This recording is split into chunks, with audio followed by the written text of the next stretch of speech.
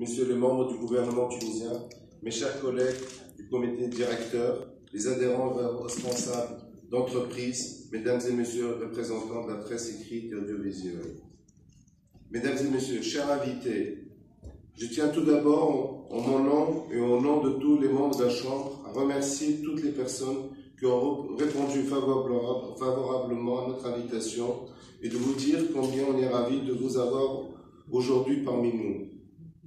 Je voudrais aussi remercier et souhaiter la bienvenue à la délégation parlementaire coréenne composée de 4 députés présidés par son Excellence le vice-président de l'Assemblée nationale, M. Lee Jo-yong, ainsi que son Excellence, M. l'ambassadeur de Corée de Tunisie. Je remercie également les membres du Parlement tunisien, les membres du gouvernement, ainsi que les médias qui se sont déplacés pour assister à cet événement. Les 50 années d'amitié entre la Tunisie et la Corée ont eu un impact extrêmement positif sur nos relations économiques et se sont matérialisées par une importante croissance d'échanges commerciaux entre nos deux pays.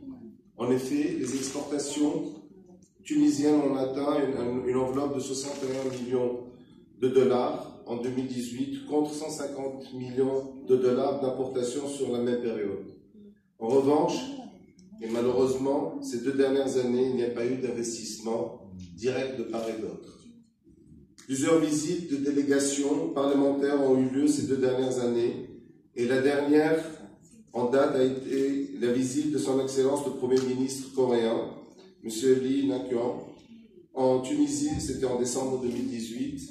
Une première visite d'un chef de gouvernement depuis la création diplomatique bilatérale entre les deux pays.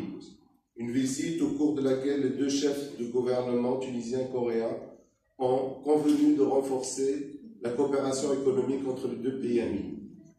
Dans le prolongement de des récentes visites diplomatiques entre la Tunisie et la Corée, le secteur privé a pris le relais par la suite pour profiter de ce soutien et avancer sur les étapes pratiques de la mise en œuvre d'une structure mixte. C'est ainsi que la Chambre de commerce tuniso-coréenne a officiellement vu le jour, grâce aux efforts multipliés des représentants des entreprises tunisiennes et coréennes, des membres de gouvernement et l'ambassade de Corée en Tunisie.